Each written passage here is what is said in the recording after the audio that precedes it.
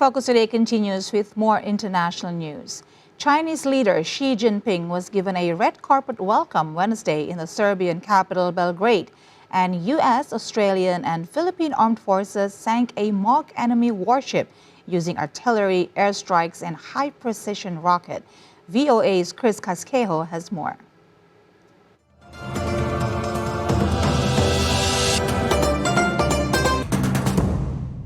Alarm over dozens of undocumented Chinese immigrants coming into the strategically important U.S. territory of Guam. Welcome to VOA Asia Weekly. I'm Chris Casquejo in Washington. That story is coming up, but first making headlines. Chinese leader Xi Jinping was given a red carpet welcome Wednesday in the Serbian capital, Belgrade. He held talks with President Alexander Vučić. Beijing wants to deepen its political and economic ties with friendlier countries in Europe. U.S., Australian, and Philippine armed forces sank a mock enemy warship using artillery, airstrikes, and high-precision rockets Wednesday. It's part of the annual 3-week Balikatan joint military exercises, which end Friday.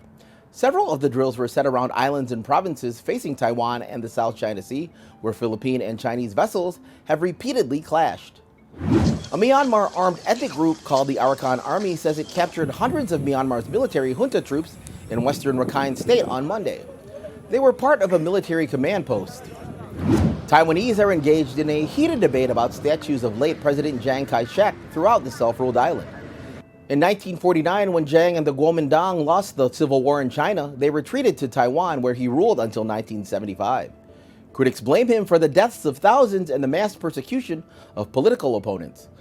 The ruling Democratic Progressive Party wants to get rid of all the statues, but fewer than 200 have been removed over the past 8 years. TikTok filed a federal lawsuit Tuesday challenging a law signed by U.S. President Joe Biden. The measure would ban the short video social media app if it's not sold by its Chinese owners. The company argues the bill violates First Amendment free speech protections. U.S. lawmakers last year called for an investigation into 100 incidents of Chinese nationals attempting to enter military bases and other sensitive sites. Now, officials on the island of Guam, which hosts some of the most strategically important U.S. bases in the Pacific, are asking for help in protecting their shores. VOA's Jessica Stone reports. Construction crews are hard at work on the strategic U.S. territory of Guam.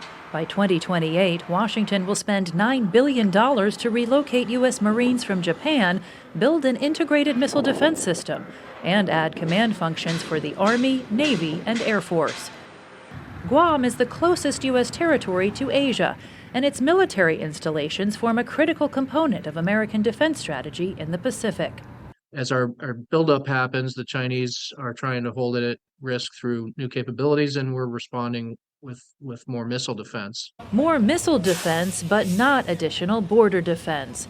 A Guam Customs spokesperson tells VOA the agency has 140 officers to enforce immigration and customs, with no additional staff to patrol the 125 kilometers of shoreline. Since 2022, at least 118 undocumented Chinese migrants have been caught entering Guam illegally. While almost all come to find jobs or file for asylum, Guam delegate James Moylan says the fact that they're getting in is cause for concern. Guam is so strategically important. We're so small. We should be able to control our borders and our legal Chinese migrants from not coming in. Moylan wants Congress to allocate an additional $5 million for more immigration agents. He also wants Washington to close a program allowing Chinese nationals to come visa-free to Guam's neighboring island, Saipan. Asian American advocates caution against racially profiling those of Chinese heritage. I think the issue of stereotyping and over-inclusiveness into certain definitions of who may migrate, who can buy property, who are subject to these regulatory attempts is a cause for concern.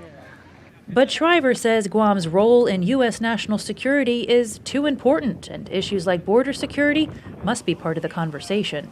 Guam would be critical in virtually any contingency in the Western Pacific. Shriver says the cost of not being concerned could be a breach of national security or the security of U.S. allies.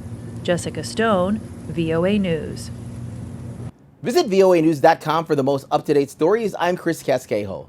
Finally, Indonesia is home to Hammer Sonic, Southeast Asia's biggest annual heavy metal music festival. This year's concerts drew 55 bands from around the world and about 38,000 fans. Thanks for watching VOA Asia Weekly.